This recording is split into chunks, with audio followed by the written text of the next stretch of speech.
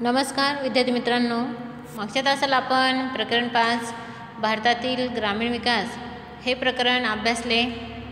तर आज आपण भारतातील ग्रामीण विकास या प्रकरणावरील स्वाध्याय अभ्यासणार आहोत. त्यातील प्रश्न पहिला आहे, खालील विधाने पूर्ण करा.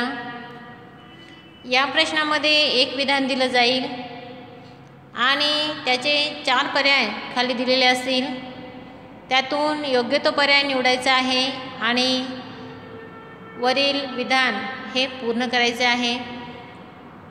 मग त्यामध्ये प्रश्न पहिला आहे की ग्रामीण पतपुरवठा हा महत्त्वपूर्ण मानला जातो.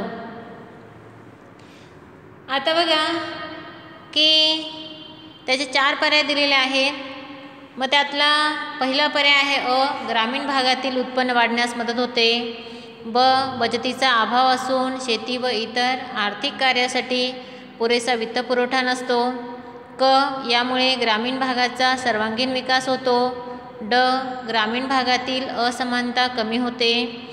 तर असे 4 पर्याय दिलेले आहेत, परंतु या 4 पर्यायांपैकी ब जो पर्याय आहे की बचतीचा अभाव असून शेती व इतर आर्थिक कार्यासाठी पुरेसा वित्तपुरवठा नसतो आणि त्यामुळे ग्रामीण भागामध्ये आर्थिक पतपुरवठा, कर्जपुरवठा हा महत्त्वाचा मानला जातो. तर आपलं उत्तर आहे ब.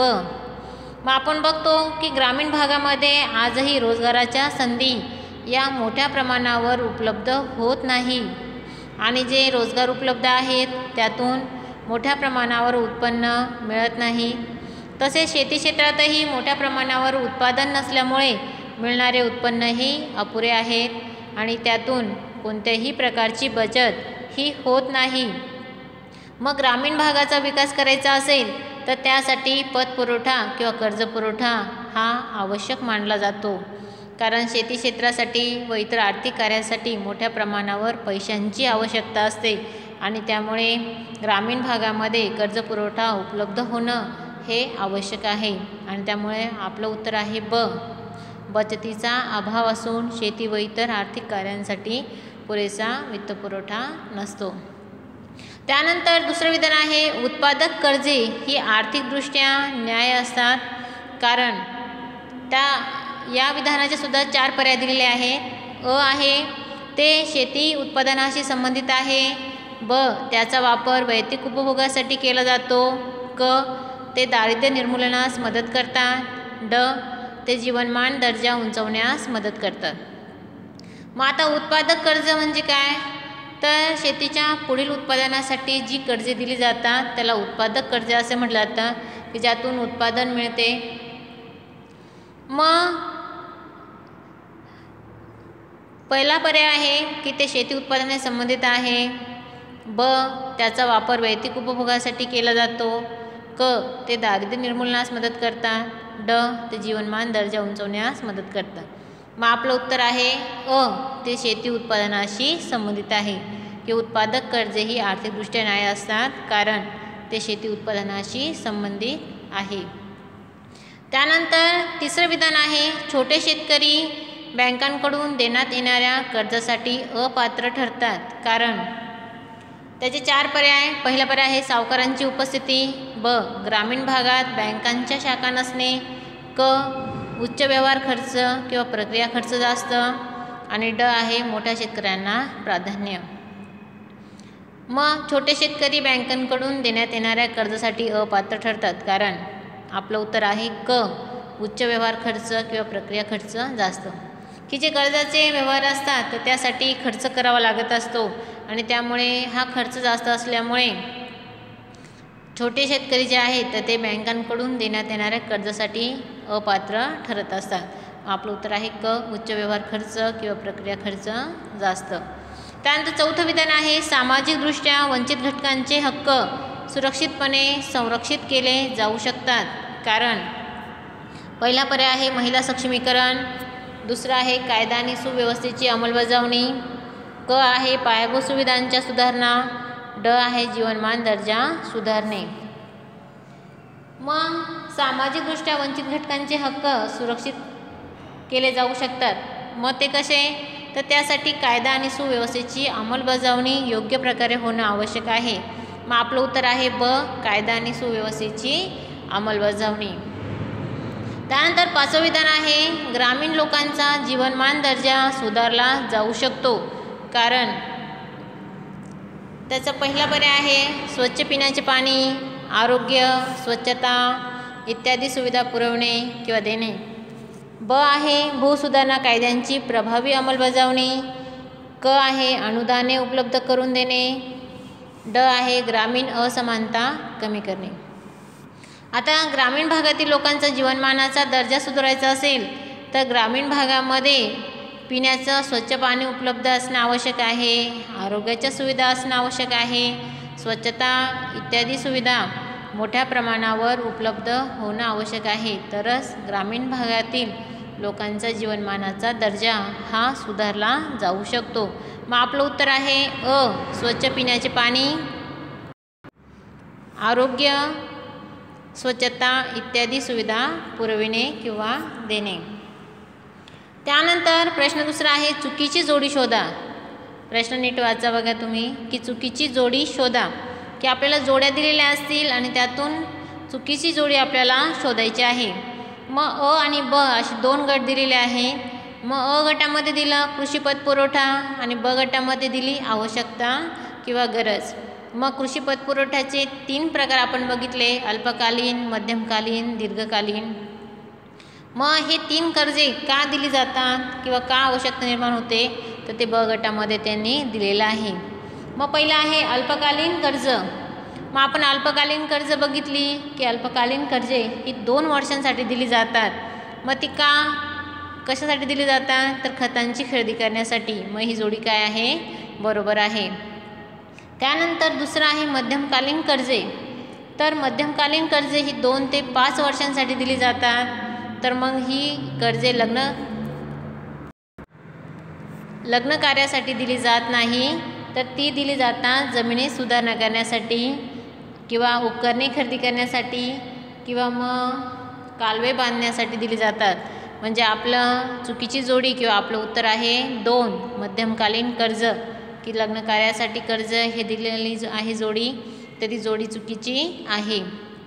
आणि तिसरं दिलं दीर्घकालीन कर्ज, तर ती 5 वर्षांसाठी दिली जातात, तर ती ट्रॅक्टर खरेदी करण्यासाठीच दिली जातात. तर आपलं उत्तर आहे 2 मध्यमकालीन कर्जे, लग्न कार्यासाठी कर्जे ही जोडी चुकीची आहे. त्यानंतर दुसरी जोडी दिलेली आहे की त्यामध्ये पहिलं अ गटात दिलं ग्रामीण व्यावसायिक वर्गीकरण, ब मध्ये दिलं उपक्रम. त्यात पहिलं आहे कृषी किंवा शेती क्षेत्र. आता कृषी व शेती क्षेत्रामध्ये जे उपक्रम किंवा कार्य केली जातात, मग बँकिंग आणि विमा हे कार्य शेती क्षेत्रात केलं जात नाही. त्यामुळे आपली चुकीची जोडी आहे शेती क्षेत्र, बँकिंग आणि विमा. तर शेतीमध्ये शेती संबंधित उपक्रम किंवा कार्य ही केली जात असतात. त्यानंतर दुसरं उद्योग क्षेत्र आहे, तर त्यावर कच्च्या मालावर प्रक्रिया केली जाते किंवा त्यामध्ये कच्च्या मालावर प्रक्रिया केली जाते, हे उत्तर बरोबर आहे. सेवा क्षेत्रामध्ये संगणकीकृत सेवा दिल्या जातात, ही जोडी बरोबर आहे.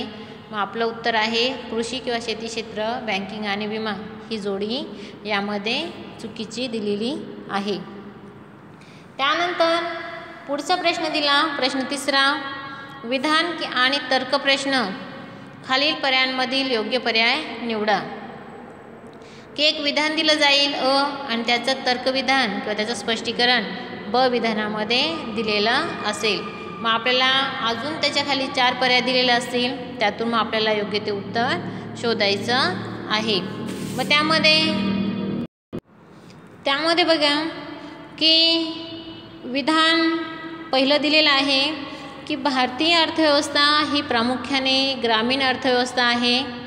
आणि तर्कविधान ब दिलं की 2011च्या जनगणनेनुसार देशातील ग्रामीण लोकसंख्या जवळपास 83.25 कोटी म्हणजेच एकूण लोकसंख्येच्या 68.8% इतकी आहे. तर आपण सुरुवातीला प्रस्तावना बघितली प्रकरणाची, त्यामध्ये आपल्याला हे दोन्हीही वाक्य दिलेली आहेत. म्हणजेच पर्यायांमध्ये आपलं उत्तर आहे क्रमांक 3 की दोन्ही विधाने म्हणजे अ आणि ब ही दोन्हीही काय आहे, सत्य आहे. आणि ब हे अचे किंवा ब विधान हे अ या विधानाचे योग्य स्पष्टीकरण आहे। मग आपलं पर्याय क्रमांक 3 हे उत्तर आहे। तशी मी तुम्हाला रेड पेनने खूण करून दिलेली आहे, ते आपलं उत्तर आहे। त्यानंतर विधान दुसरं दिलेलं आहे, त्यामध्ये की सामाजिक व आर्थिक बदलास साक्षरता हे अत्यंत महत्त्वाचे साधन आहे। आणि तर्कविधान ब दिलं, महिला सक्षमीकरण हे लिंग भेदभाव कमी करण्यास मदत करतात। आता या विधानाचे सुद्धा खाली 4 पर्याय दिलेले आहेत। तर आपल्याला माहिती आहे की सामाजिक व आर्थिक बदलास साक्षरता हे अत्यंत महत्त्वाचे साधन आहे, की समाजात बदल करायचा असेल, आर्थिक बदल करायचा असेल तर साक्षर होणं अत्यंत महत्त्वाचं आहे। साक्षरता हा घटक अत्यंत महत्त्वाचा आहे। आणि महिला जोपर्यंत सक्षमीकरण किंवा सक्षम होत नाही तोपर्यंत स्त्री पुरुषांमधील भेदभाव हा कमी होऊ शकत नाही। म्हणजेच हे दोन्ही विधाने काय आहे, बरोबर आहेत। आणि परंतु बघा की ब हे जे विधान आहे तर ते अ चे योग्य स्पष्टीकरण देत नाही। त्यामुळे आपलं उत्तर पर्याय क्रमांक 4 की दोन्ही विधानं बरोबर आहेत, परंतु ब हे अ चं योग्य स्पष्टीकरण देत नाही। त्यानंतर विधान तिसरं, त्यामध्ये कृषी पतपुरवठ्याचा वापर अनुत्पादक कार्यासाठी केला जातो। कृषी पतपुरवठ्याचा म्हणजे कर्ज पुरवठ्याचा वापर अनुत्पादक कार्यासाठी केला जातो। आणि तर्कविधान ब आहे, शेतीमधील वाढीसाठी कृषी क्षेत्राला दिला जाणारा पतपुरवठा हा अत्यंत महत्त्वाचा घटक आहे। आता की ही दोन्ही विधाने जी आहेत अ आणि ब ही दोन्ही काय आहे, बरोबर आहेत किंवा सत्य आहेत। म्हणजेच कृषी पतपुरवठ्याचा वापर हा अनुत्पादक कार्यासाठी केला जातो।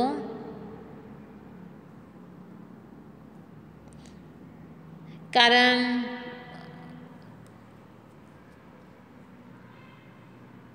अनुत्पादक कार्य म्हणजे की लग्न समारंभ असेल किंवा एखादा कार्यक्रम असेल। आणि ब विधान आहे, शेतीमधील वाढीसाठी कृषी क्षेत्राला दिला जाणारा पतपुरवठा हा अत्यंत महत्त्वाचा घटक आहे।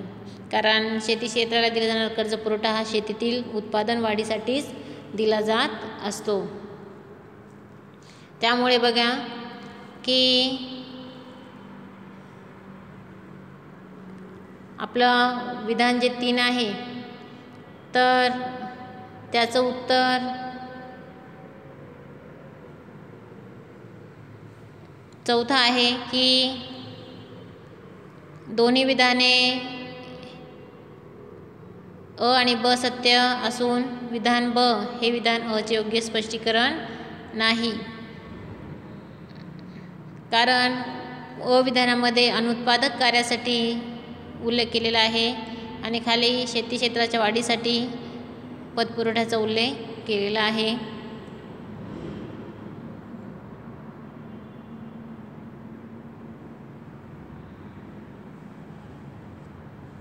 त्यानंतर पुढचं चौथं विधान आहे, त्यातलं अ, भारतातील ग्रामीण पतपुरवठ्यामध्ये बिगर संस्थात्मक वित्त हा एक महत्त्वपूर्ण घटक आहे। आणि तर्कविधान ब दिलं, असुरक्षित उत्पादनामुळे लहान शेतकऱ्यास बँका पतपुरवठा करण्यास असक्षम आहेत। मग बघा की या विधानासुद्धा 4 पर्याय दिलेले आहेत आणि चौथा जो पर्याय आहे ते आपलं उत्तर आहे की दोन्ही विधाने अ आणि ब सत्य असून ब हे अ चे योग्य स्पष्टीकरण नाही। तर बघा की चौथा क्रमांकाचं जे आहे पर्याय तो आपलं उत्तर आहे की दोन्ही विधानं बरोबर आहेत, परंतु ब हे जे विधान आहे तर ते अ चं योग्य स्पष्टीकरण देत नाही।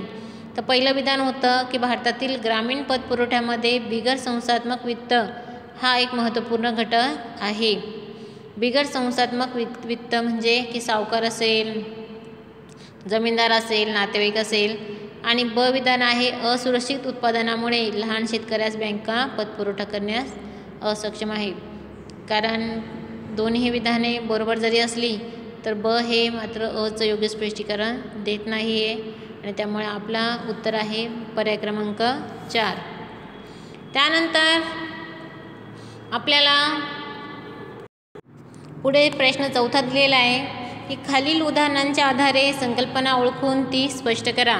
मग आपल्याला विधानांमध्ये उदाहरण दिलेलं असेल आणि त्यावरून ती कोणती संकल्पना आहे ती ओळखायची आहे आणि तिचं स्पष्टीकरण त्यामध्ये लिहायचं आहे. मग पहिलं उदाहरण आहे की कुसुमताईंनी त्यांचा व्यवसाय ग्रामीण भागांमध्ये सुरू केला, त्यामुळे तेथील लोकांना रोजगार मिळून त्यांच्या राहणीमानात सुधारणा झाली. आता कुसुमताईंनी त्यांचा व्यवसाय ग्रामीण भागात सुरू केला आणि त्यामुळे त्यांना तेथील ग्रामीण लोकांना त्यांच्यामुळे रोजगार उपलब्ध झाला आणि त्यांच्या राहणीमानात सुधारणा झाल्या.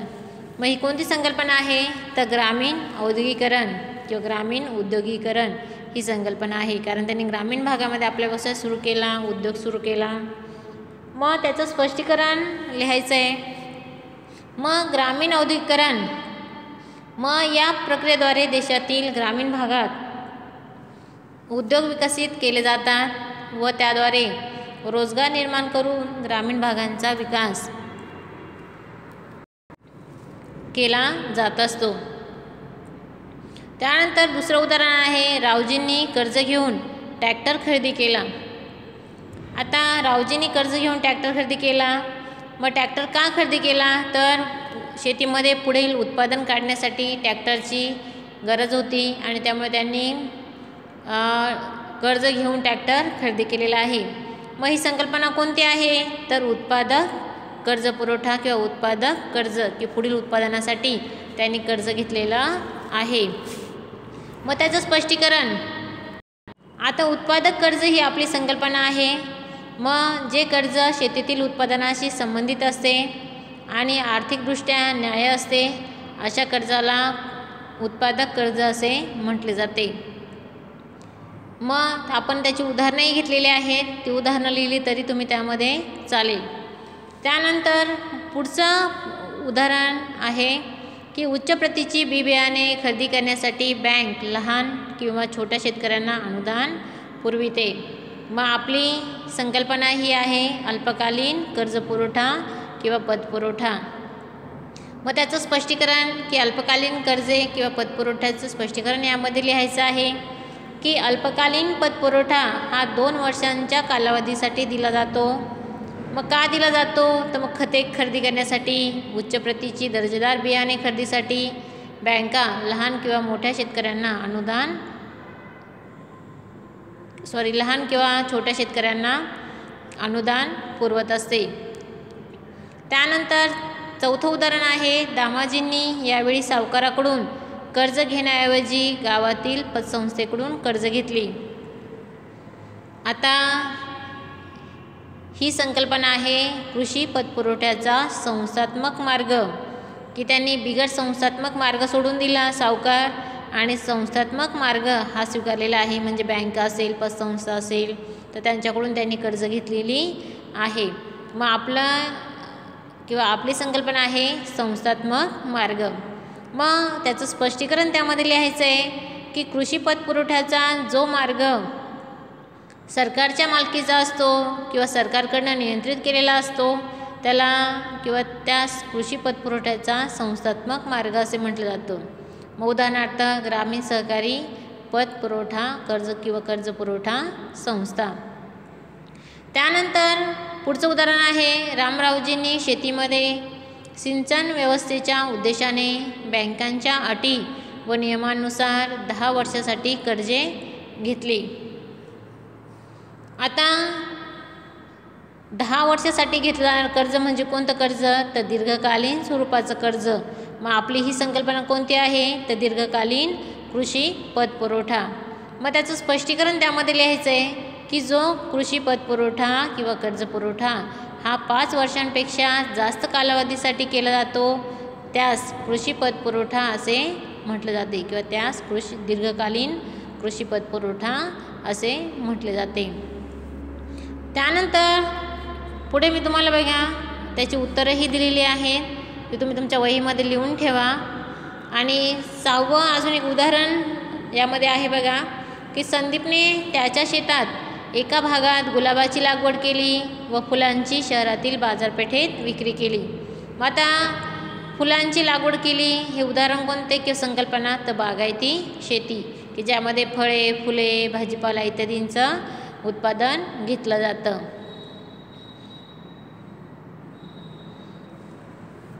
तर त्या उत्तरं मी तुम्हाला दिलेली आहे बघा. त्यानंतर शेवटचा 5वा प्रश्न दिलेला आहे की खालील उतारा वाचून त्यावरील प्रश्नांची उत्तरे द्या. मग आपल्याला एक पॅराग्राफ दिलेला आहे आणि त्यावर काही प्रश्न विचारलेले आहेत. त्या प्रश्नांची उत्तरं आपल्याला पॅराग्राफमधून शोधून लिहायची आहे. सुरुवातीला बघा आपण पॅराग्राफ वाचू की ग्रामीण विकास हा प्रशासनाचा एक वंचित भाग आहे. महात्मा गांधी यांच्या मते भारत हा खेड्यांचा देश आहे. खेड्यांचा विकास झाल्याशिवाय देशाचा विकास साध्य करणे अशक्य आहे. विकासाच्या धोरणांचे एकत्रीकरण करण्यासाठी सर्व गरजांचे नियोजन करणे आवश्यक आहे. तळागाळातील लोकांच्या विकासासाठी प्रभावी प्रशासनाद्वारे ग्राम पातळीवर हे शक्य आहे. पंचायती राज व्यवस्थेच्या माध्यमातून राष्ट्रीय व राज्य सरकारच्या विकेंद्रीकरणाच्या दिशेने पाऊल टाकण्यासाठी आदर्श गाव या संकल्पनेचा संपूर्ण भारतातील यशस्वी यशोगाथांच्या माध्यमातून अभ्यास करणे गरजेचे आहे. शिक्षणासाठी विषमता कमी करण्यासाठी आणि साक्षरतेच्या प्रमाणात वाढ करण्यासाठी भारताची वाटचाल योग्य दिशेने सुरू असली तरी अजून बरेच काही करणे आवश्यक आहे. पूर्वीपासून वंचित असलेल्या भारतीय नागरिकांना निर्णय प्रक्रियेत सहभागी करून घेण्याची स्वयंशासन हमी घेते. तर असा हा आपल्याला उतारा किंवा पॅराग्राफ दिलेला आहे आणि त्यावर खाली 4 प्रश्न विचारलेले आहे. त्याची उत्तर आपल्याला पॅराग्राफमधून शोधायची आहे. व त्यामध्ये पहिला प्रश्न आहे महात्मा गांधींचे विचार थोडक्यात सांगा. आता महात्मा गांधींचे विचार या पॅराग्राफमध्ये दिलेले आहे. दुसरी ओळ बघा पॅराग्राफमध्ये की महात्मा गांधींच्या मते भारत हा खेड्यांचा देश आहे आणि त्यांच्या मते खेड्यांचा विकास झाल्याशिवाय देशाचा विकास साध्य करणे अशक्य आहे. असं उत्तर पहिल्या प्रश्नाचं लिहायचं आहे. त्यानंतर दुसरा प्रश्न आहे ग्रामीण विकासाबाबत शासनाच्या भूमिकेवर प्रकाश टाका. आता पुढे आपल्याला याचं उत्तर लिहायचं आहे. मग त्यामध्ये लिहायचं ग्रामीण विकास साध्य करण्यासाठी शासनाने आता पंचायती राज व्यवस्थेच्या माध्यमातून राष्ट्रीय व राज्य सरकारांच्या विकेंद्रीकरणाच्या दिशेने पाऊल टाकले पाहिजे व त्यासाठी आदर्श गाव या संकल्पनेचा संपूर्ण भारतातील यशस्वी यशोगाथांच्या माध्यमातून अभ्यास करणे गरजेचे आहे. बघा पॅराग्राफमध्येच याचं उत्तर आहे. त्यानंतर प्रश्न तिसरा आहे ग्रामीण विकास साधण्यासाठी किंवा साध्य करण्यासाठी मग कोणकोणत्या उपाययोजना सुचवलेल्या आहेत. मग बघा की ग्रामीण भागाचा विकास करायचा असेल तर त्यासाठी पंचायत राज व्यवस्थेच्या माध्यमातून राष्ट्रीय व राज्य सरकारांचे विकेंद्रीकरण आणि स्वयंशासन या उपाययोजना सुचवलेल्या आहेत. आणि शेवटचा प्रश्न आहे गावाचा उत्कृष्ट नमुना तुमच्या शब्दात स्पष्ट करा. की तुमचं गाव असेल त्याची माहिती तुम्ही लिहू शकता किंवा इतर कोणतं तरी गाव तुम्हाला माहीत असेल तर ते आदर्श गाव म्हणून ओळखलं जात असेल त्याची माहिती तुम्ही त्यामध्ये लिहू शकता.